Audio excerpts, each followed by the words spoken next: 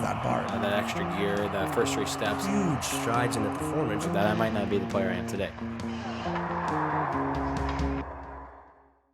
All right, welcome to another episode Behind the Gear, and today we are sitting with Danny Heath. And Danny with Project Hockey, and I've had a chance to check out a lot of your stuff, and really some interesting stuff. I know you've been at this for probably 3-4 years, hockey your whole life, but what's it been like starting this business kind of the last 3 years? Well, first of all, I should say, how are things with you? How are you doing? I'm always terrible at introducing people, so how are things with you, and how's everything going with where you're at right now?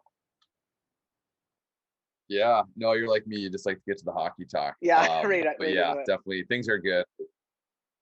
Yeah, we're doing well. So I'm originally from Arizona, but now I live in Minnesota, where I played my college hockey at Minnesota State. But things are good here. Like we were shut down as far as COVID wise back in December for a little bit, but it's we're back to full bore in the hockey world, and kids are wearing masks, but I go back to the idea, and we were talking before this, but like if someone would have told me like you have to wear a hazmat suit to play the game of hockey, I'd have said, give me one, make sure I have a backup one, make sure I have a backup for that one, and let's go play some hockey, like whatever it takes kind of thing. And so it's hockey definitely looks a little bit different right now, but it's one of those things that like my generation or whatever has that saying, like, I had to, or like my mom's even, like they had to walk to school up hills both ways. Like ours is like, well, we had to go to work and do this stuff with masks on. So it's good, but things are good, man. We're starting to click back, and just in time, I guess, for the off season, but that's when it seems to get a little bit busier in my world anyways. No, it's cool. Yeah, no, it's great to hear that kids are getting back to it. We're probably a week or two behind you, so we're hoping to get ice going again here soon and get kids back on the ice and stuff, which has been good. But to your point about doing whatever it takes to be able to get back on the ice and play and train, I totally agree with you. I'm from Sudbury, Ontario, a small town up north, and yeah, there was never really an excuse. You know what I mean? My first year of hockey. This kind of tell my age, but my first year of hockey was like outdoor hockey, like outdoor rink hockey with getting dressed, putting your skates on in the outdoor benches and stuff like that. So there was never a complaint about it being too cold or anything like that. You just played, you got dressed, you went out, did your thing, and that was it, right? So now, as far as the business and stuff, how has it been for you kind of starting this up and getting this off the ground and kind of getting your crew around you and stuff? Has it been more daunting than you thought, or has it been pretty smooth? Yeah, it's been smooth, man. Like we started about 3 years ago, and like the whole idea came from, because like I said, I was from Phoenix, Arizona, born and raised, played my youth hockey there. And I was always that kid that would run home from the rink and like ask my mom, my mom's actually from Huntsville, Ontario. So Oh somewhere up yeah, in your neck of the woods. But yeah, beautiful up there. yeah, absolutely. And so she moved down to the States when she was younger. And like I said, grew up there in Phoenix, but I'd always run home, and she's from Canada, but she never played our game. And so she just didn't know what to do. Like of course at the rink, like I was shooting, I was skating, I was doing off ice stuff. Like we had two coaches on our youth team that played in the National Hockey League. And so like we had phenomenal coaches, but I just wanted more. Right. And so go home, like, Mom, what do I do? And she'd be like, well, go in the kitchen and stick handle. So I'd take my stick, I'd start stick handling, I'd end up breaking something of hers in the kitchen. She'd come and get upset. And then that was kind of like, that was my training for the night. But as I got through the coaching world, played in the USHL, played college hockey, jumped in the coaching world, I saw that kind of need for kids right away. Like these kids want more. And sometimes the coaches might not have played in the NHL or even at a high level. And so they just wanted some structure and stuff that they could do at home. And so I just started that with our local youth hockey association here in Mankato, Minnesota, and was helping them through some things. And it was a Google Sheet at the time.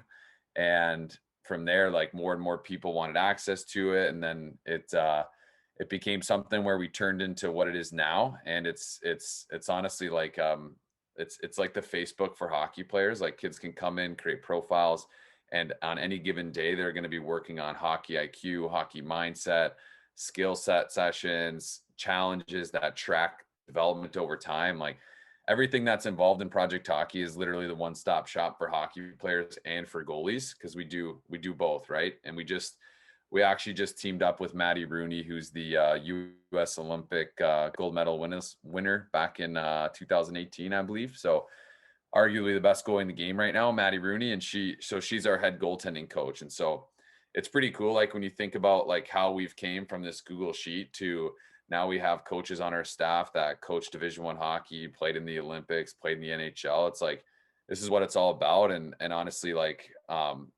we're $19.99 a month. So for literally less than what I spent on Chipotle last night, you're going to get all this training right to your doorstep, which is something that was created because, like I said, I was that kid back in Phoenix that just wouldn't have had access to it. Right. Like I didn't have that type of resources until I got to higher levels. And it was just trying to make the game inclusive and trying to make the game ready for anybody. Cause all you need for our program is what you already have at home. And it's been good. And so obviously COVID, people are listening a lot more. Like hockey at home is a thing right now. And I believe it will be moving forward.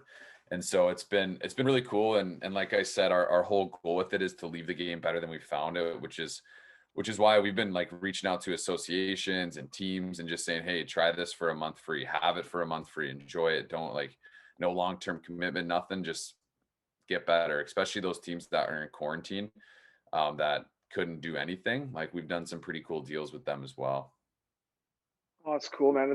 And I think, with this time, the last year that we've all spent kind of in limbo with everything, there's been a lot more working out at home and doing things at home and trying to find other ways to do stuff, especially with everything being closed. So something like this, I think, is awesome for kids to be able to, and any kind of player be able to do kind of work on skills at home. And I think the biggest thing with a lot of players like you did and I did, we probably overtrained. We probably wasted a lot of time on stupid stuff where, doing too much bench press or doing too many arm curls or whatever that was, right? And having a plan, I think, is the biggest thing, right? Even if you're going to address a player on their skills to get better for junior hockey or minor hockey, whatever it is, having a plan on how to get that player better is huge. And by the sounds of it, with Project Hockey, obviously you developed the off ice component, the on ice component, the goaltending component with a plan in place to help these players go from step 1 to step 2 to step 3, which I think is huge. And that's a nice relief for parents too, knowing that they're in good hands and that there's some sort of structure in place for these players.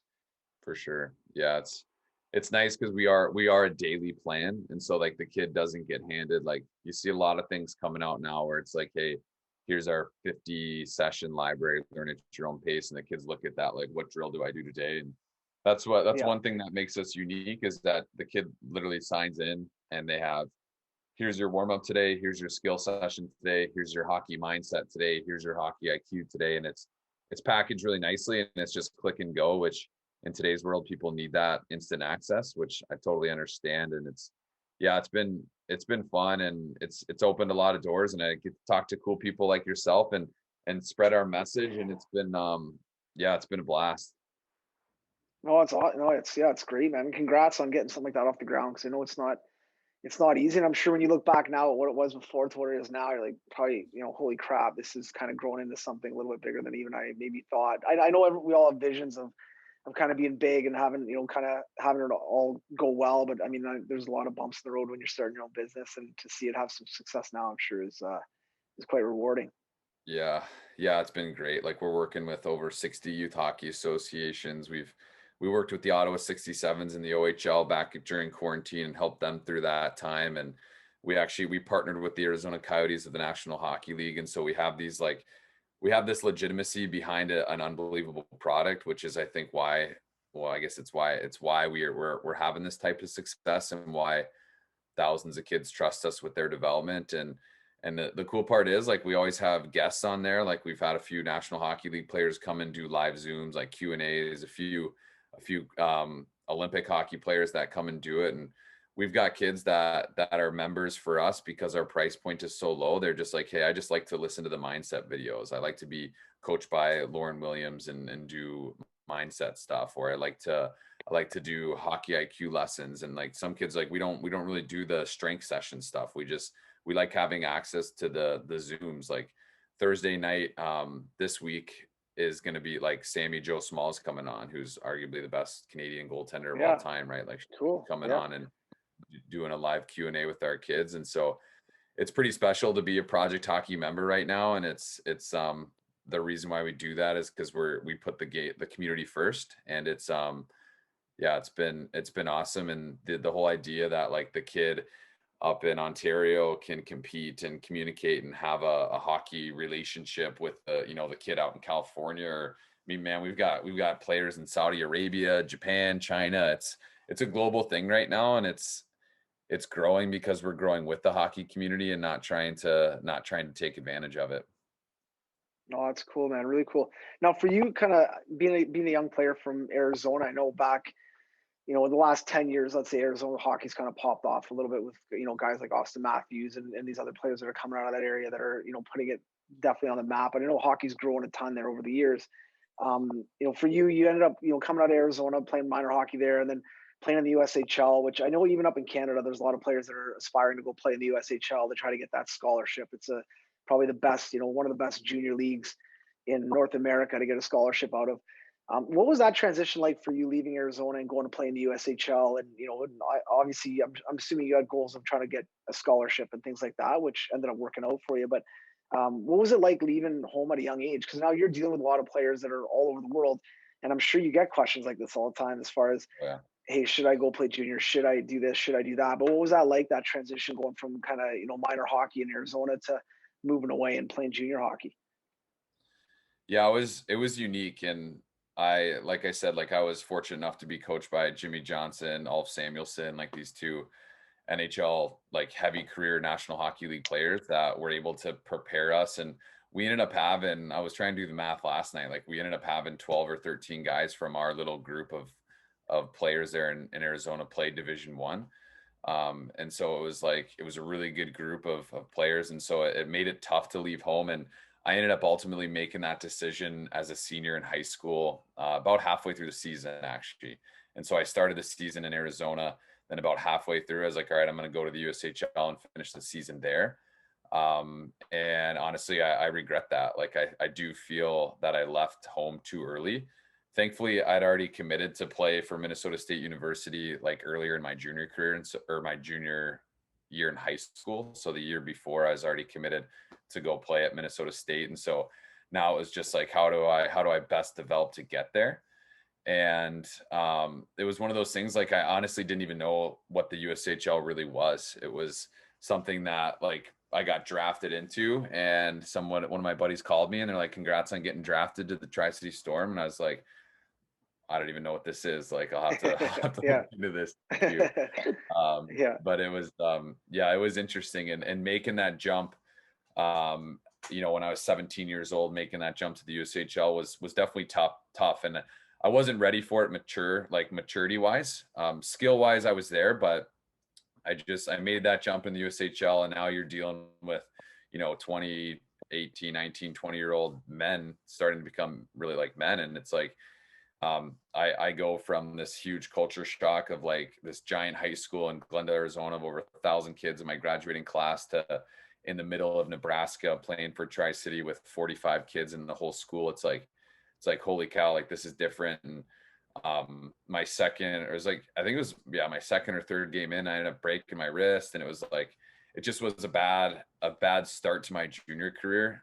Thankfully I had awesome coaches and teammates on that team that made it a little bit better. Like, as far like the Yeah. hockey just wasn't there for me right away. And yeah, so that transition was tough. And then, the rest of the season I was kind of banged up. I ended up playing with the cast for a majority of it. Second year in the USHL, very first game, tore my shoulder apart and actually ended my season on the first game. No But way. my claim to fame is I fought before that, so I average a fight a game in the USHL, which is pretty Oh, cool. good stat. Solid stat. That's good.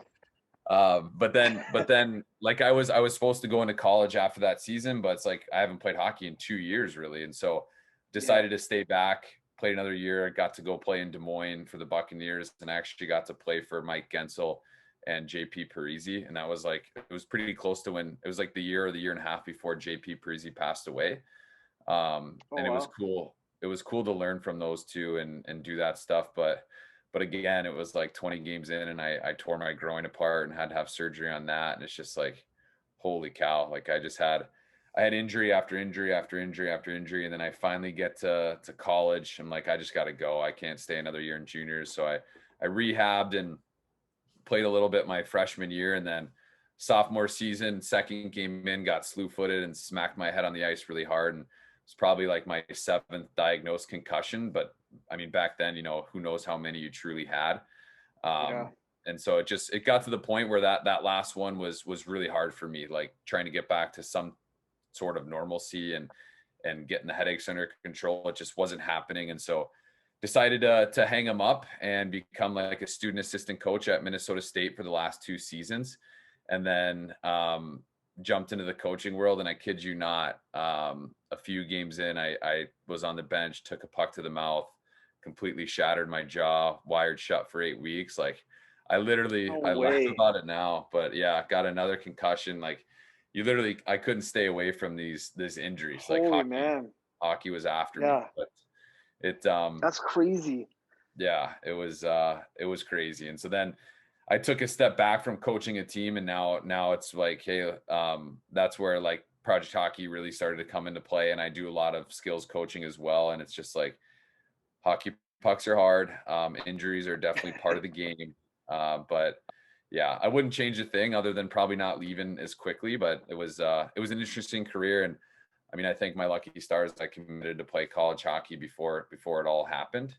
But yeah, it's definitely, as soon as I got to junior hockey, like I said, I left too early, and maturity wise and development wise, like my body obviously wasn't there, and I ended up, having a tough go at it. Well, and I want to, there's a lot in there that I want to chat about. Like when you talk about playing for like Johnson and Samuelson, like ex-NHLers, and obviously, probably parents more than, obviously good coaches, but they're invested. They've got kids that around that age, and they're involved. And you see this in a lot of hockey NHL centers. Like St. Louis has started to pop off the last bunch of years because of Kachuk sticking around and the Browns sticking around, a bunch of ex-players with kids that are really invested in those age groups. And we see it here in London where you have a couple dads in that age group that are really invested in getting extra ice, doing extra skill stuff, bringing them to tournaments, all this kind of stuff. And then that age group tends to be really strong. So you kind of probably got caught in that age group, or one of those age groups that had a really good parent group around, that were invested, that were motivated, that had kids that loved the game. And then, you see the fruits of that. You see a bunch of players that go on to play college, or go on to get a chance to play junior, and go on to get a chance to play even professionally, which is really, really cool. And you kind of were a part of that, which I think is awesome. Now in that age group and with those guys involved, was there a lot of like extra like little skill sessions, or hey, we're gonna have a skate on Sunday because there's nothing going on anyway? And like, was there a lot of that was going on? Because I'm always interested in how some of these age groups are so strong in certain areas. And I attribute a lot of that to the parent group that's around that age group. Yeah. There was a ton of that. Jimmy Johnson, he's a Minnesota boy, played at Duluth, played in the National Hockey League for, I don't even want to guess how many years, but the cool thing about him is he never got sent down to the AHL. Like he got to the NHL and he stuck there because the way he played. And I was lucky that his son, Derek Johnson, who is coaching and working for the Kings right now, him and I are the same age, same birth year. And so him and I were both defensemen. And so like, it was like this perfect storm that this, like I just got dropped into this thing, and we kind of rode this wave. And like, I don't know, I'd say like all of our defensemen played Division I. Like we had 6 or 7 forwards end up going there, all within like 2 years of birth. Like that's cool. Yeah, it was phenomenal. But Jimmy did things differently than any other coach. Like he would, like, we'd literally go to tournaments, but the tournaments would be, hey, we're going to Colorado this weekend, and all 4 teams are going to split up and mix and match, and we're playing cross ice 3-on-3 all day. And so it's like we did things like that all the time, where like, yeah, of course we went and played games, and we actually ended up winning a national championship our Bantam year, which was awesome. But it was one of those things where like he just cared about how do we get better, how do all the kids on his team get to that next level, and that's like all he cared about. Like and the wins kind of went along with it. But we had like our team, and then like every Monday there was power skating for like you could come and just do power skating with Jimmy every single Monday, and then go to your team practice. Or we were fortunate enough to have this rink at the time called Aussie Ice, which was like a 3-on-3 rink that you see now, like those little rinks. Like we actually had one in Phoenix, and we would skate there. It was open 24/7, and so it was like No our way. version of outdoor hockey. And so like Sick. 10 Yeah. o'clock at night, we're there skating and trying to get better, and our team would have practices there all the time. And it was like the amount of extra skill stuff we did was awesome, and it was never too much. Like in the summers, it wouldn't see hockey for months at a time, and it was something where it's like, okay, now we're in hockey season. Here's your development plan to get better. And like looking back at it, it's like it's one of those things, you don't know how lucky you are at the time. You just, as a a peewee hockey player, like, oh, I just play for this team, we're really good, this is awesome.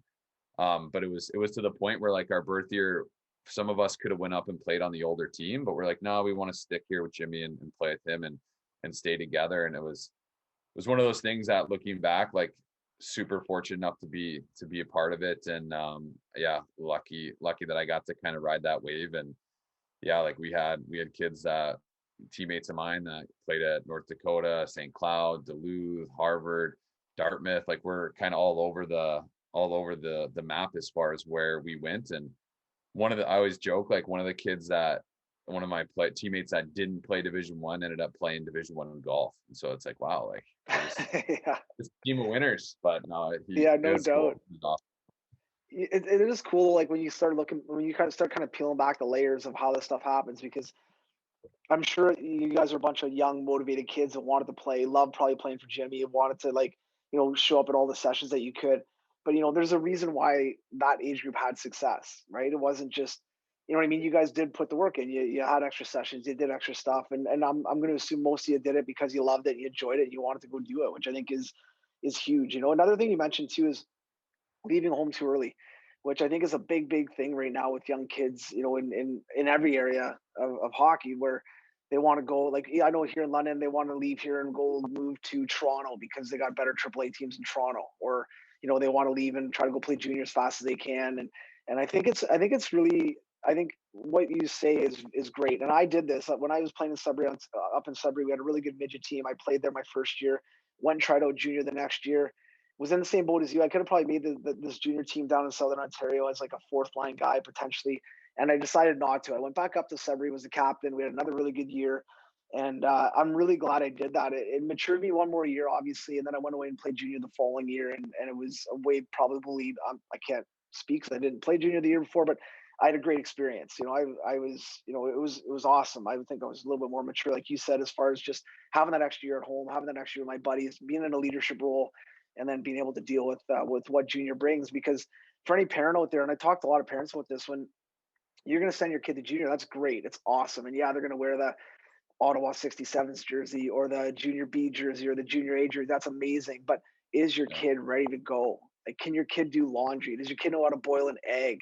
Does your yeah, kid know how to tell a 20-year-old, no, I don't want to have a beer? Like, you got to, there's a lot of other things that go into play aside from just the skill of a player, how big a player is, how strong they are. And that, I think as a parent, you got to really look at the whole thing and say, man, like, maybe my kid needs another year at home to develop and be around these good people, and he's got a good coach, and let's just keep him here for one more year, as much as the kid will fight it. Because I'm sure when you had the decision to make, I'm sure you were all in to go. You know what I mean? And yeah. I want to go play the best league I can. They want me. I want to go play. Yeah, absolutely. And it was one of those things, like I was fortunate enough to make Final 40 camp for the national program. And I can remember Jimmy having this conversation with me. He's like, if you make that team, you're going to play for them. If you don't, you're coming back and playing another season for me. And that was my junior year and my junior year of high school. And I listened to him. Like I went there and didn't make the team and came back, played from that next season. It was our first year we actually had AAA hockey. So really didn't even play AAA hockey until first year of midgets, like 16 and under a year, which is Yeah. like, it was AA and single A hockey the whole time. And then the next season, my senior year, it was like, Jimmy, this is the one time I didn't listen to him, and I should have. He's like, you need to stay, you need one more year at home. And then I got drafted, and it's like, well, they want me. And then I went up there and just played a couple games for them. They're like, hey, you're a top 3 guy right now, top 3 defenseman for us, like we want you. And I made that decision. And I regret it, to the sense that, like, if I could, I would change it, but I don't Sure. regret it because it was the decision I made at that time. And it was one of those things where my mom and I just, it was right. And she was probably leaning more towards the stay home side. Actually, I'd say she was. But like you said, I was like, no, I need to go. Like, man, Yeah. I just remember being such an immature kid, and you should never be in a rush. And like we have a kid that I coached here in Minnesota where he had opportunities to leave his senior year to go play junior hockey. And at the time, like we had just went to state the year before, which is a big deal in Minnesota. And Yeah. he's kind of like, he's got all the records for defensemen. He accomplished everything you could at our school for defensemen. I'm like, hey, it's your senior year. Like, you need to go play. You need to go play junior hockey. And he's like, no, I'm staying. I want to play with my buddies. I want to play baseball still. I want to have one more shot at going to the state tournament. I don't want to leave home. And it's like, it was like the kind of the opposite thing. And looking back on it, like I'm glad he did stay. He had a great year. And then the next year he went and played in the USHL, and now he's playing at Bemidji State, having a fantastic season. And like, Cool. it's one of those things, like everyone's path is different, because then you have those stories where the kid does leave home when he's 16, 17 years old and ends up playing in the NHL when he's 18 years old. So it's like, it's different for everybody. And I always go back to the idea, like, you have to do what's best for you, but then you have to have somebody that's been there before that you can trust to lean on for decisions. And I definitely had that with Jimmy, and the coaches we had there. And for whatever reason, it just didn't stick into my head. So if there's any players or parents or kids listening right now, like, find someone you can trust and listen to them, because that's the biggest thing. And it's like I said, hockey's done a lot for me still, and that's why the name project is in front of the word hockey, is because I'm trying to leave this game better than we found it. Because I mean, I owe it a lot, right? Like, the game of hockey's done a ton for me, but obviously there's times when I wish I didn't make that jump as early as I did. And it was tough at the time. And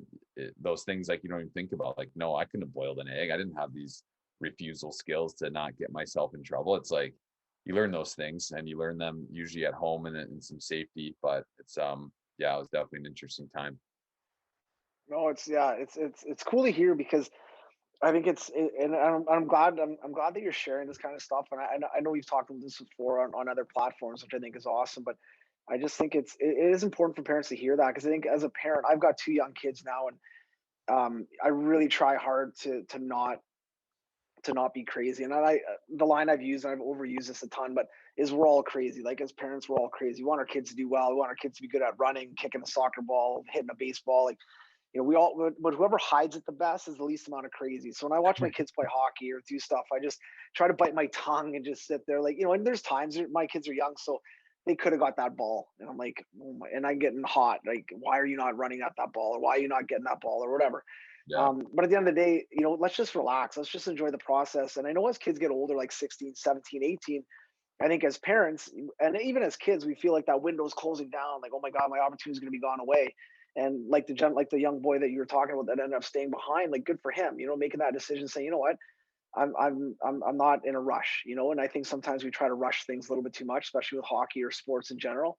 And sometimes it works out. Sometimes it's great. And to your point, if you have a kid who's a stud at 16, 17 years old, and mature, and can handle himself, and is an exceptional player, then yeah, maybe that move is to go play in the USHL or in the OHL or whatever that is, and go do that, right? But it's not for everybody. And I think as parents and no, players, we got to relax sometimes and just kind of let it play out the way it's going to play out. for sure. And I think the stories we hear about are the ones where it's like, yeah, this kid did leave home and went and played at this prep school, and then got drafted in the first round of the OHL and played 2 years there and set records and went to the NHL. Like, those are the stories that you hear about. And so it's that fear of, like, if my kid doesn't do that, it's gonna be a missed opportunity. And you're right, like, we are all a little crazy. I've got a 3-year-old daughter who just did some preschool screening, and with COVID or whatever, one parent was only able to go and came home. I was like, so how'd she do?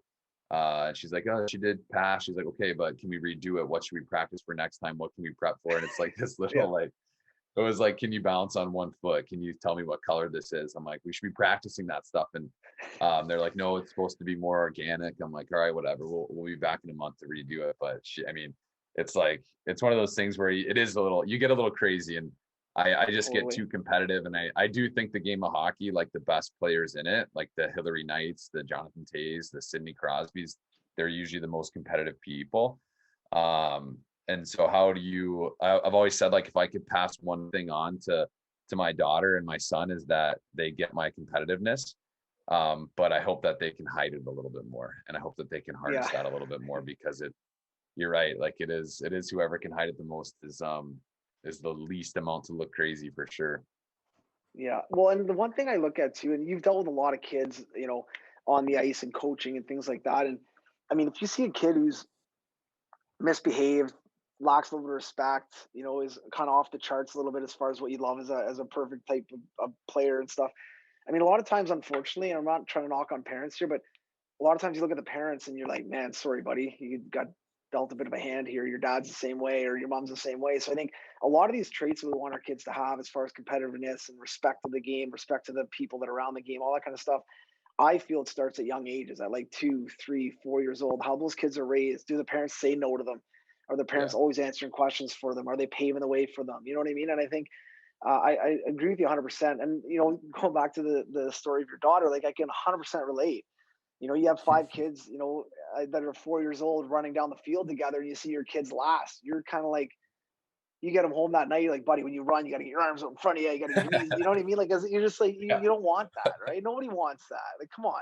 Right. So yeah, I think it's so bang on. And but at the same time, it's like we have to we have to give our kids a little bit of freedom to be who they're going to be and develop the way they're going to. We can help, obviously, and help kind of not pave roads but open doors for them a little bit. But I think they are who they are a little bit to some extent. But there's that structure and some of those things that I think as parents we can put into place at young ages that will hopefully benefit them, long term. And my kids are young. My boy is 8, my girl's 6. So I won't even know if I've done a half decent job of parenting until they're like 19 and 20, and they can, Right. hopefully do things well on their own then, right? So as of right now, I mean, they're going to school and they can eat lunch on their own. So I'm doing okay. Things are okay right Yeah. now, but we'll see how it Yeah. see how it That's a win. progresses. Yeah, Yeah. exactly.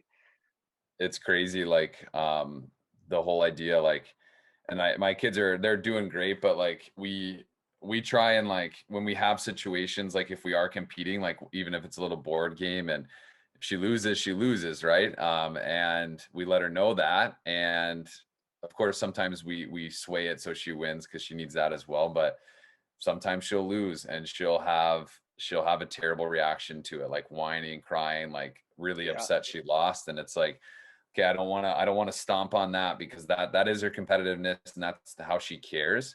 And so it's more like, when she's in a good mood, that's when we try to have those conversations. So like, when she's a 3.5-year-old girl right now, so she's all over the place with how sure. her Yeah, yeah, emotions for are. sure. But when she's in a good mood, that's when we'll have those teaching conversations, where it's like, hey, let's practice what we do when we lose a game. Let's practice. And usually, if when they're in a good mood, that's when that stuff kind of sticks. Like, I see too many times when it's like the kid just lost, they're mad, they're pouting, and parents or whoever are trying to like teach them then. And if you're a little Yeah, kid and you just went through this traumatic experience, the last thing you want to do is get a learning lesson right now. And so it's like, how do you find those situations? And so, like, my wife and I, who she played college basketball, she's extremely competitive. We try to have these things where, like, we'll set it up, be like, okay, Sophie, that's my daughter's name, like, you're happy, you're doing great right now. Let's practice what happens when you get last place in a run. Like, what can you do? How can you react to it? And like, sometimes we'll go as far as to be like, okay, you just lost, great reaction. What can you do to get better? And she'll be like, I'm going to start running, and she'll just start running yeah. again. And so it's like, and again, who knows? Who knows what she's going to be like when she's 18, but I don't know. It's kind of one of those things that, like you said, don't just pave the way for them, but what can we do to help them get there? There's definitely a fine line. I love it. No, I think that's great, man. One thing I did too, like, and just kind of talking about parents. So anybody who's listening doesn't have kids, just suck it up for a second here. Um, is even like when my son would lose, he'd get hot, he'd get mad. Obviously, same kind of, probably very similar to your daughter. So we'd always shake hands after games or after things. So like, hey, good game, and I'd make him shake hands, right? And more probably just a hockey thing, even a sport thing. You do it in basketball, soccer, whatever, right? Yeah. But making them, and sometimes he wouldn't want to give you the jellyfish, like the stinky fingers. And I just said, no, you got to shake hands, man. Like you Yeah. lost the game. That's fine. You got to shake hands. But I like, I like what you're doing too. I think you're bang on. I think getting them in the right emotional state to have those conversations is huge. Because if they're pissed and you're trying to have a conversation with them about how to be better, not to get pissed, you're just banging your head against the wall. There's no way you're Yeah. going to get anywhere with that. Right. Now, Yeah. one other thing I wanted to chat quickly about, as far as now, I know like injuries are obviously a highlight of kind of unfortunately what probably brought your career to an end. Um, when you look back on injuries, and especially some of them are fluke, like we all played hockey, you block a shot or you get knocked in the boards a certain way, you break something, you twist something, it happens. But do you think that any of the injuries that you had could have been, I don't want to say negated, but maybe, was it lack of preparation? Was it lack of strength training? And I know back then, strength training way different than it was now, all that kind of stuff. Or were these a lot of just like wrong place, wrong time? I mean, getting a puck to the jaw, there's nothing you could do there. Maybe work on your reactive skills, but yeah, like, is there anything like that where you feel like, man, if I look back, maybe had I, had a better strength coach or I had a better program? Because what I'm getting at basically is like the program that you guys are putting together with your strength coaches and stuff like that. Is there some thought into that as far as being more flexible, more mobility, things like that to help prevent injuries? Yeah. Yeah, absolutely. I think a good chunk of them were wrong place, like, get hitting the Yeah. boards backwards, or like that hockey puck coming to my mouth. The coach did yell heads up, so I did react and get my head up, but it ran into a puck. But Yeah. there's a ton, like I dislocated my pubic bone, and had two sports hernias like all at the same time. And like that was one where I just didn't take any type of preparation, because I was just coming off of my shoulder surgery. And that was another fluke injury where I just got hit in the boards, my elbow got stuck in the dasher, and I went down and my shoulder popped out, and it just was in a bad spot for a while. Yeah. Um, but then as I got back to that, I wanted to play hockey. Like it had been 2 years since I'd been healthy. And I can just remember, like, I was doing everything I could. I was skating. I was doing everything I could to get better on the ice, but I wasn't doing anything off the ice to make myself better and make myself to be able to handle that type of volume. Right. And so Yeah. it was like during that time is when I started to, like, I had like overuse injury where I was just skating too much. I was on the ice as much as I could every single day, all night, trying to get back to somewhat where I was. And that's when I tore my groin apart, had to have surgery on that. Like I even got cortisone shots to try and play through it. And it just finally got to a point where it's like, okay, I need to go have this surgically repaired. And that type of thing, like back then, like the idea of working on mobility and the idea of doing like stretching and being prepared for games, it's like we warmed up, we did a dynamic stretch, and that was it. But like, what are you doing the Yeah. 10 days before that? Like, how are you making Totally. sure your body's in a good spot, and recovery and things like that? And it wasn't there. Like I'd get off the ice from a skate in junior hockey, and then it would be who could get back to the house the quickest gets the first game of NHL on the Xbox. So it's like, how do we Yeah. get out of there? And so there's nothing Yeah. nowadays. It's like these hyperbaric chambers, it's these recovery pants. It is that way because that's the way it should be. Like that's how you take care of your body, and that's how when you're 50 years old, you're still able to tie your shoes and lead a normal life. But yeah, there's definitely some times where I wanted to play so bad that I thought skating and on ice was what I needed to do, and it definitely led to some overuse injuries. And now, I mean, you're in the game. It's like you see kids that are like 15 years old having hip surgeries, and it's like, Yeah. how does that happen? How do we get to a point where our game is now losing kids to it because they're playing it too much? Like that's crazy to me. Yeah. Well, and I think I mean, if I went to you 15 years ago and said, "Hey, Dan, you gotta start stretching more." You know what I mean? You got to work on your flexibility, right? Even nowadays, kids are like, "I don't want to stretch, and it's so boring." And I understand that 100%. But how Yeah. massive is that to longevity, in not only life, but in your playing career, right? As far as just, so I think it is something that's way more mainstream now, and especially the pros and stuff. You see them, you're right, way more dialed in, where they have just a mobility day. It's just a day where they just work on flexibility and mobility and hardly even lift any weights. You know what I mean? And I think that's got to become more the norm for the young kids too. And even as young kids are growing up, like, as a coach or a mentor or a skills coach or whatever, but preaching that a little bit, because I think it is massive to help obviously prevent injuries. And then even as a skill coach, if you have a kid who's pretty athletic and flexible, their range of motion on their shots way better. Their stick handling range is way better around their body. You know what Yeah, I mean? How they stride, how they take, how they skate. They got way more, length on their stride, things like that. So I think it's such a big part of the game. And obviously the big, aside from all that good stuff, it's, man, if you can prevent injuries, that is massive, and just by taking some time every day or every week to work on flexibility and mobility and range of motion and all that kind of stuff. for sure. Yeah. And we do that in Project Hockey. Like we've got a whole mobility series that we drop in that for these kids to really focus on that. And um it's one of those things. And now with Maddie Rooney, who she's got some pretty cool stuff that she does to stay mobile and stay active, especially obviously she's a goalie. And so we're piecing together that content for the kids to be able to take care of their bodies. Cause I mean, the game will, and this, I know it's a cliche, but the game will be over for you sooner or later. Like you can't play forever unless you're Patrick Marleau, who might. But it's Yeah. like, how do we make sure that when we're 50, we can still walk, we can still lead a normal life? We're not in a bad position because of the game of hockey. And I think it does. It's preparing yourself for every single skate. It's preparing yourself for every single recovery session. It's like, and that's why a lot of teams love our Project Hockey thing, is because they're like, hey, we can't come to the rink anymore and do a warm up and get on the ice. Like, hey, you're at home, get the mobility session in, get the warm up in, and then come to the rink,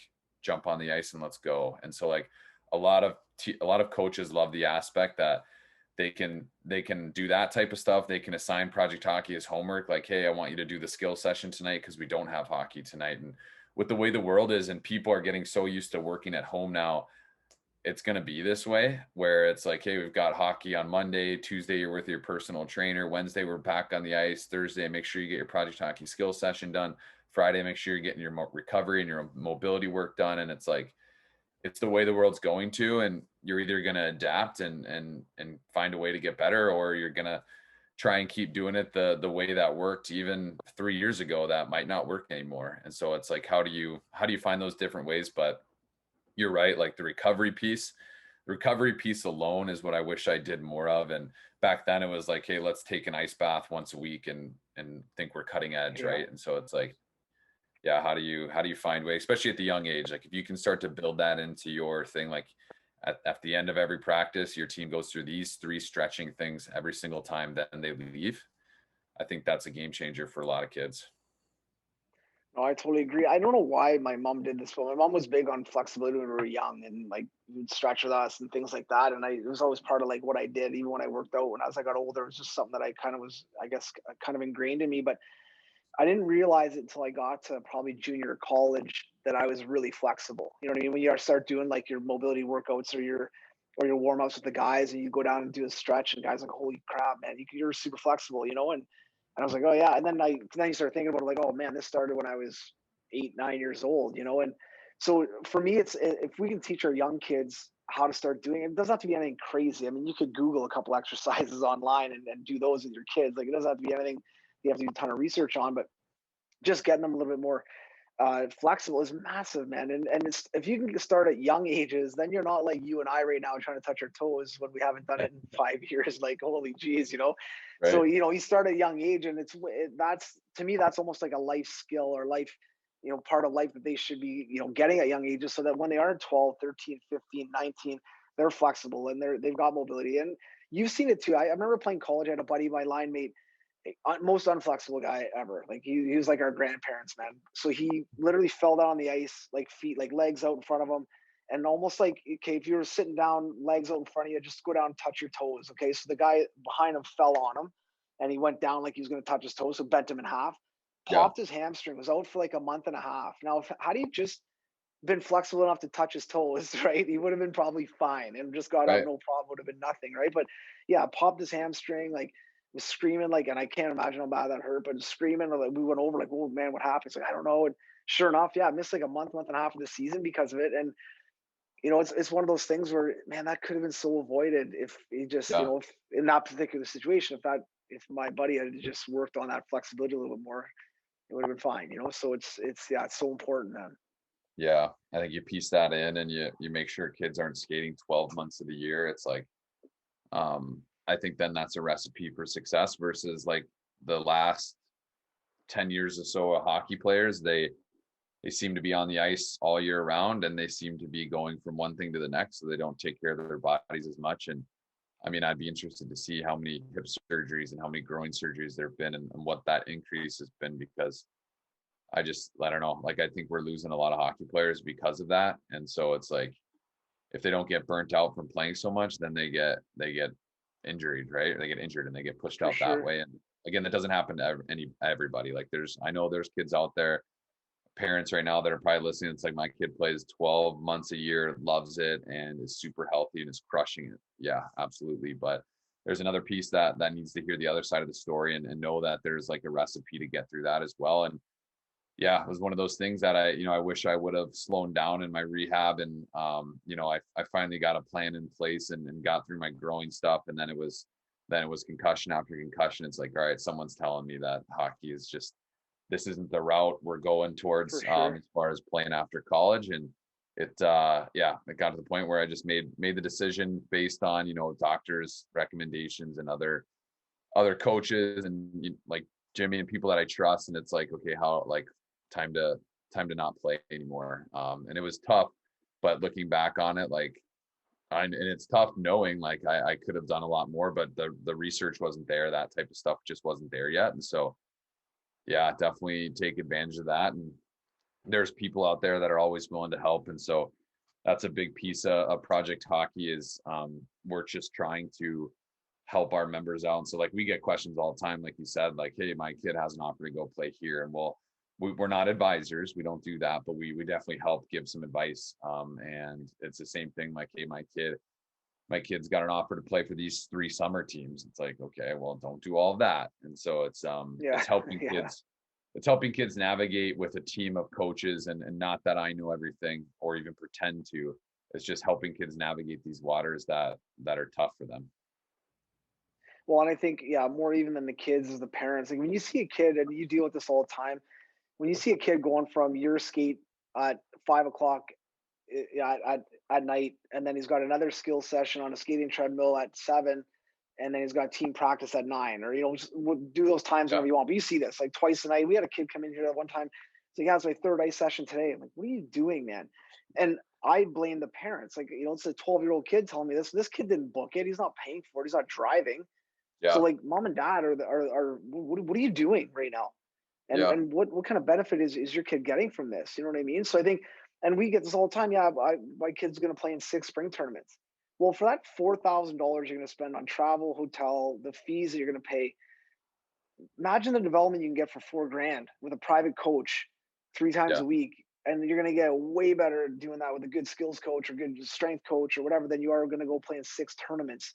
You know what I mean? So it's like, yeah, as a parent, looking at the whole picture and saying, well, what makes sense? And not only that, like, what about going on a family trip in the summer up to the mountains to cottage, or going, that is more important to me than going to that extra spring tournament or that, you know what I mean? So I think there's got to be a fine line. And to your point about the 12 months a year, I agree. Like, I love hockey. Like, I could have played hockey 12 months a year, no problem. But in the summer and summer, there was no ice. So we put our bags down. But then we played roller hockey. We played ball hockey. We played baseball. We played soccer. You know what I mean? We did a bunch of other stuff. We still had a lot of hockey that we did. We shot pucks. Like, we did a lot of different things not because my mom and dad were saying, hey, you got to go shoot pucks today. It's because I wanted to, yeah, and so if a kid wants to go shoot pucks or they're going to find ways to do it. yep, But these parents feel like, I got to keep him on the ice 12 months a year. I'm going to be behind Johnny. Oh my God, I can't let the Joneses beat us. We got to. Don't worry, man. Worry about your family. Worry about your kid. It's all going to be fine if your kid wants it bad sure, enough. And I think that's the big recipe for any kid that has success, whether they're in Arizona, Minnesota, London, Ontario. It's how bad do they want it, and let them show you how bad they want it. And some of these kids don't have an opportunity because they're scheduled 12 months a year, 5 days a week. So it's yeah. just laid out for them. It's crazy. It is. Yeah, and I would say, like, even like most of the time it's the parents, that just like, I just don't know any different. Like, this is all I know. They're getting offers to this. Yes, send them. Yes, send them. And a lot of times Yeah. it's not the parents' fault, but they're the adult, right? And so how can they seek out to get help? And a lot of people, and don't get me wrong, like, COVID is terrible, and I don't wish this upon anybody, especially the whole world, right? But I think it's going to help a lot of hockey players reignite that fire, where it's like they're so used to saying, Mom, I want to skate tonight. I want to go here tonight. I've got this tournament this week and I've got this. And then for the last almost a year, right, it's literally been wiped Yeah. away from them. And so now we'll start to see like these kids that like when you take something away from somebody, if they love it, like it's going to make them miss it, and it's going to fuel that a little bit, and make them realize that like, hey, I just missed 3 months of hockey and I'm okay. Like I'm still Yeah. okay. And so I do think that the silver lining, and again, COVID is terrible. Not saying that it's not, but I think it's going to help a lot of hockey players reignite that fuel, and it's going to be, it's going to be those kids that, like you said, that want it. Like there's been kids that have been working out and getting better every single day during this COVID because they want it. And so, Totally. Yeah. yeah. And so I just think there's going to be a big separation, as far as kids that actually love the game and want to be there. But now there's also going to be the other side of the coin where it's like, I just missed 3 months of hockey and I loved it. So I don't want to go back. Like I know we're going to lose a lot of kids that way, and Sure. that's fine. Yeah. People have different styles. Yeah, no, I think you're 100% correct. I think you're gonna have, and with your program, you see a lot of players that probably haven't missed a day, and because they want it, they want to keep working, they love doing it, they love putting the work in, they like the workouts, they like the skill sessions, and I think those kids are gonna, and even during the first lockdown, I don't know how long you guys were locked down, but we were locked out of rinks for probably 2 3 months. I think March, April, May, and then we got got some of the guys back middle of June. But by July, we were back into it. But when those players first got back on the ice, you could tell within the first couple of minutes the players that did something. No one was really on the ice, so there's no real injustice there. But you could tell the players that were working out or being active, bike riding, doesn't have nothing crazy. And then you could also tell the players that played video games and were on their iPads the whole time. It was Yeah. like a clear, and that's okay too. Like that's fine. I'm not knocking it, but there was a clear picture there of which, and now not to say the iPad playing, video game playing player couldn't get caught back up for sure, Right. but there's definitely a difference there on how players came back and the ones that were just staying active and doing stuff and trying to stay in shape a little bit. It was a clear line there for sure. Yeah. Yeah. And let's hope we learn from this type of stuff and we realize that it doesn't need to be a 12-month thing. Obviously the business side, a lot of people have turned that into it. Like even with Project Hockey, like we do, like our app is able to show us like who's logging in. We have challenges every single day, and we have kids that have done over 300. And it's like how do we make sure that we're taking care of them? And the cool part is kids are like coming and going, and it's like you said, like for that $4,000 that you spent on those 3 weekends of tournaments, you could have had access to Project Hockey for the next 35 years. Like it's like, how do you Yeah, totally. how do you Yeah. find that balance and stuff like that? And yeah, like I said, it's different for everybody, but it's the hockey world's crazy. It's unique, and I think it's the craziest probably because I live inside of it. But it's yeah, I like the idea. It's like who can show it the least amount, right? Yeah, yeah, exactly. Listen, buddy, I really appreciate your time. I want to finish with a couple of just quick little questions for you. But one thing I wanted to talk to you quickly about is making that transition from playing hockey at a really high level, obviously playing at Division One hockey, going from that to coaching.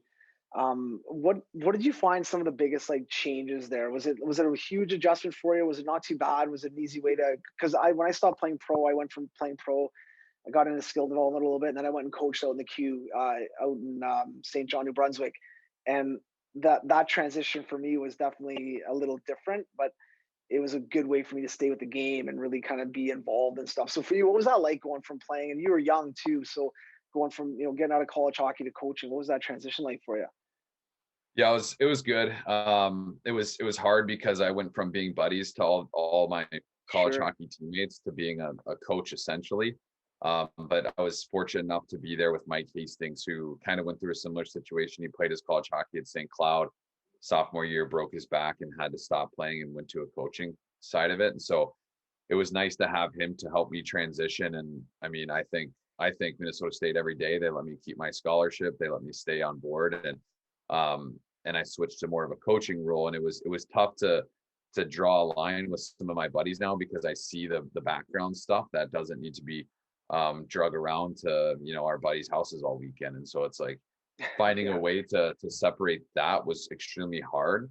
But the way Hastings took me under his wing and helped me out was something that like I'll never forget. And it was something that made that transition a lot easier. And it it helped me, like it felt like I never left the game because I was still heavily involved with everything. And so it's like I got super lucky, and I know not everyone is that fortunate enough to have that. And so yeah, it was tough separating yourself, like I said, from player to coach, but it was a good transition to get my feet wet in the coaching world.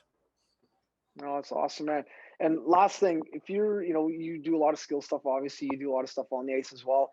If you were talking to even yourself or 12, 13, 14-year-old player, what do you think, what would you say some of the biggest skills that they would need to kind of keep working on and honing at those ages in order for them to play potentially junior hockey or college hockey or even pro hockey? But are there two or three, it could be characteristics, could be skills, doesn't matter, but is there anything that you see kind of helps define some of these players that are elite, then that are going to continue to kind of push on and play at a higher level? They don't have to be the best of the best at 12, 13, 14, but what are some of those skills that they would need to acquire or work on or hone in order to be able to play at a higher level? Yeah, I think the idea of like skating efficiently needs to be looked at a little bit more. Like we see kids that they just want to take 15, 16 strides just to get to the blue line. It's like you watch Eric Carlson, like that guy might take 2 strides all game, and yet he's always in the play. He's always in right positions. He's always skating, more efficient skating, and like using your full blade on the ice is the biggest thing. So I would just like always encourage kids to not just like work on skating to work on skating, but like how can you become more efficient with your stride? How can you get on your glide platform? How can you stay on top of the ice as much as you can? And I always try to tell my kids, like, if you were on a beach right now and someone said run over there as fast as you can, would you dig your feet all the way into the sand and try to run? And they're like, no, that's crazy. I'm like, okay, well, why would you dig your skates as far as you can into the ice? And like you have these coaches that are like, I want to hear this sound, I want to hear it make this crunch in the ice. And to me, they're just slowing him down. Now there's the flip side, like Connor McDavid, who just moves a million miles an hour, and that guy can skate however he wants.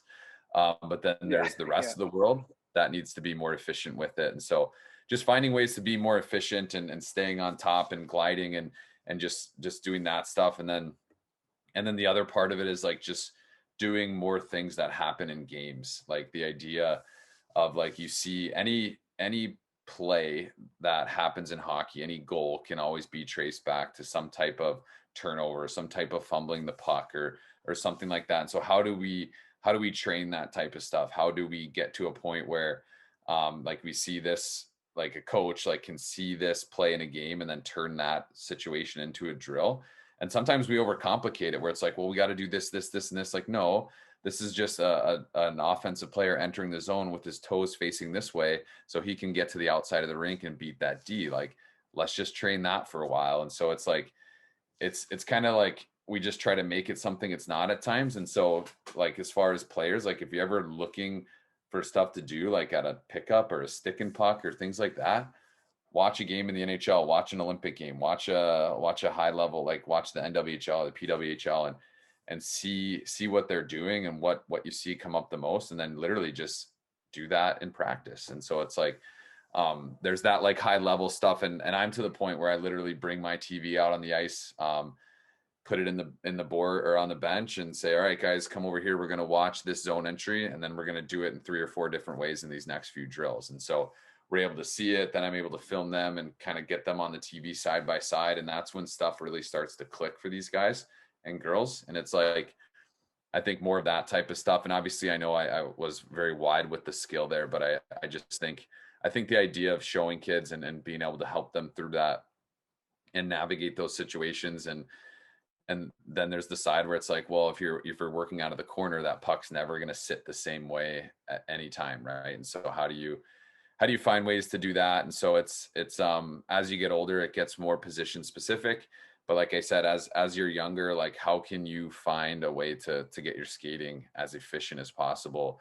That way, like when you think about a game, if you're taking 10,000 strides a game, and now all of a sudden you can still be in position, still be just as fast, but cut that number in half, like you're going to save on injuries, you're going to save on your gas pedal, you're going to save on so many different things. And so finding a more efficient way to skate is what we work on that a ton here with the guys and girls I train with. And it's boring and it's mundane, but it's what makes you better. Yeah, no, I think, yeah, for sure. I mean, skating has always been probably the most important skill. And it's funny, like years ago, I used to teach skating a certain way, very technical, really breaking a lot of things down and stuff. And I find over the last bunch of years, I've really changed how I teach it because really, like, you want to be a little bit sexy when you skate, but at the same time, you want to be able to get to where you need to go as efficiently as you can. Everyone's going to skate differently. And a lot of times Right. we compare and you'll get comments, I'm sure, on some of your stuff, Danny, or my stuff where, yeah, but Connor McDavid lands this way when he skates. Yeah, but you're talking about the 1% of the 1%. Like these guys, like you can't compare anything to these guys. They're unbelievable. They can skate Right. backwards. Like it doesn't matter, you know. So, but when you look at the whole thing, to your point, like yeah, getting a good base, being in a good glide, being able to cross over quickly if you have to, being able to start quick, like those are all things that come technically for sure. But can that player number one get to that puck before me? Like that's the biggest thing. Yeah. Like how do we help that player get there efficiently and beat players to that? And the other thing you talk about is game applicable. Like I have a real hard time sometimes with social media, and I'm sure you like when I see players jumping over tires or bouncing off trampolines. Like I don't understand. If you can explain to me this is why I'm doing this to start doing this. Like totally, that's awesome. But just showing clips of players with their head down, stick handling through 16 tracks, like that doesn't translate to any part of the game to me. So Right. I think to your point, like teaching players, like you look at now again going to Connor McDavid, McKinnon, they stick handle the puck a lot, they dangle a lot, but man, again, they are the best of the best. So, Mhm. how do you help? And not to say players can't get to that, that's fine, but Right. how do you make skills and how do you make game situations applicable to games that they're going to be playing? And I think that's the biggest thing I think that skill coaches need to continue to work on rather than setting up the ice with, and I have no problem with props on the ice and stuff to work on things. I have no issues with that, but you know, is that what you're going to do every single time, the same stuff over and over and over again and kind of reinforcing those bad habits? Like to me, that's where the problems lie, is not being able to translate it to games. For sure. And I think you're dead on. Like I'm not against props. I've used them. I've had kids jump over X, Y, and thing. And sometimes it's twofold. Like sometimes it's like, hey, these kids just need to have a little fun right now. So we're gonna do this Sure, yeah. crazy out of the box thing because they need to love the game. And right now, going on neutral zone or O zone entries just isn't a thing. And so, sure, let's jump over this. Let's stick handle through these 10 things. Let's throw it on Instagram and have some fun with it. And I think there's a huge need for that. And then sometimes it does get lost because like sometimes I'll ask people like, why'd you do that? And they'll have a really good reason. Like, that's awesome, really cool. And Totally. then Yeah. sometimes I'll ask people and they won't have a clue. They'll just say because I saw that on like your social media. It's like, okay, again, not everything I'm posting on social media, there's so much more to it. And like how we got to that versus where we're going obviously doesn't always get shown. And so I think that part gets a little missed. So it's tough to go through the social media world and there's a lot of amazing stuff out there to check out and things like that. But yeah, I always encourage people that if you see something on my channels, like one, if it like sometimes I'll just repost other coaches' drills because I think it's awesome, right? It's helping grow their brand, it's helping make the game bigger. And sometimes we just need to leave it at that. Like it's not this big crazy thing. Right. Yeah. Yeah. And then the other times, like I just encourage people like, hey, like reach out and ask me a question. I'll get back to you. And it's like, hey, why'd you do this? Why'd you do that?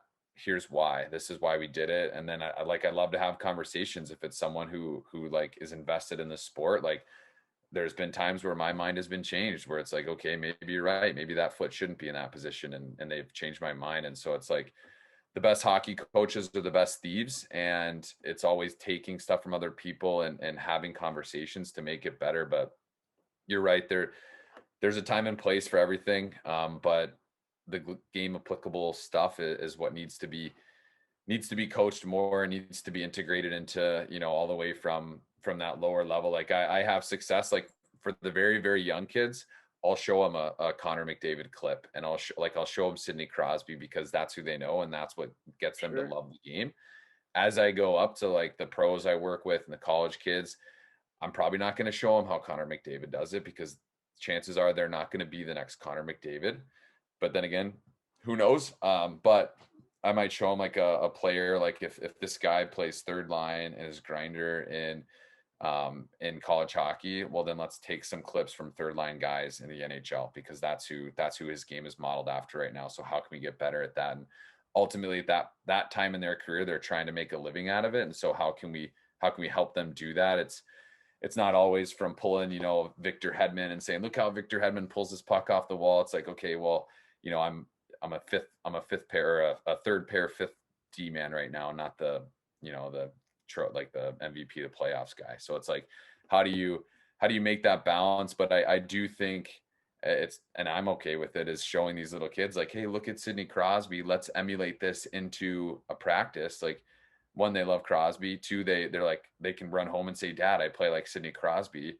Three, they love the game even more. Now we have a hockey player that's going to play the rest of their life. And to me, like you said, like, these kids are the future of hockey. So, and when I'm 60, 70 years old, I'm going to want to sit on my couch till 12 watching the NHL, and I want it to be really good. And so how can we make sure these kids are getting to that level?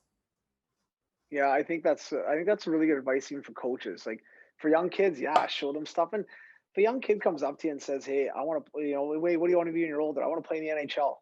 Good for you, buddy. Like, that's Yeah. awesome, man. Good luck. And I hate when coaches and parents are like, "Oh, you know how hard that is." Like, everything's hard, man. Like, if I told you I want to be a 100%. doctor when I'm 6 years old, like, that's hard to do. So, and why squash these Yeah. dreams at young ages? And who knows? We don't know. That kid might be able to do it. But you're right. Showing them good, sick highlight reel goals and pucks through the legs and stuff. Like, yeah, fill your boots, have fun, enjoy the game, be creative. And even like the obstacles on the ice and stuff, I agree. I like it. Like, it's fun, man. You can add an obstacle course. You can do some fun stuff with it. But I think, there's got to be a reason why, meaning like eventually, okay, now that obstacle becomes a person. Now that person Yeah. adds pressure. Now you know what I mean? Now you're in a game situation. Not to say that has to happen in one practice, but you're kind of building towards something. You know what I mean? Absolutely. And to your point about just like throwing a bunch of stuff on the ice and having some fun, having a skills competition, like, yes, man, make the game fun, enjoy it, have some fun with it. And as players get better or older, I love what you're saying about, yeah, show them clips of players that are similar to what they are. I Yeah. think that's huge, and be realistic about it. Yeah, your box is this right now. You can expand your box, but right Yeah. now, this is kind of how you play. This is where you are, and the better you get, then maybe that'll expand a little bit, and maybe you'll be able to play at a different level at some point. But this is what you got to get good at now in order to play at that next level. And I think I think that's huge for sure. Absolutely. Yeah. No, I that's agree. awesome, man. Well, buddy, listen, man, I really, really appreciate your time. I know it took up a little bit of it, but it's awesome to have you on. And if people want to check out what you got going on and your podcast, and I know you got a bunch of stuff with Project Hockey, your podcast, coaching, all that fun hockey stuff. But where can people find you? Where can they find your information? Yeah. One, we got to get you on the podcast. The podcast is called the Let's Go Hockey Podcast. And again, it's something we're doing that's fun to leave this game better than we found it. And all the other stuff is just, projecthockey.com, at Project Hockey on Instagram. My personal Instagram is Danny Hype. And the hype thing comes from my second life that I lead, where I MC CrossFit competitions live. And so the hype thing came from that. So it has nothing to do with hockey. People ask me all the time. But it's they can find me on any social media channels, and I like to look at that stuff as more not follow blah blah blah. It's more relationship stuff. And so if you have questions, if you have anything, reach out to me, shoot me an email, shoot me a direct message, and I'm pretty good at getting back. Awesome, buddy. No, that's great, man. Well, listen, I really appreciate it. It was a lot of fun. Great to catch up and chat some hockey. It's always fun. Absolutely. Appreciate you having me on, Coach. All right, buddy. Talk to you soon. To kind of raise that bar. That extra gear, the first 3 steps, Huge strides in the performance. that I might not be the player I am today.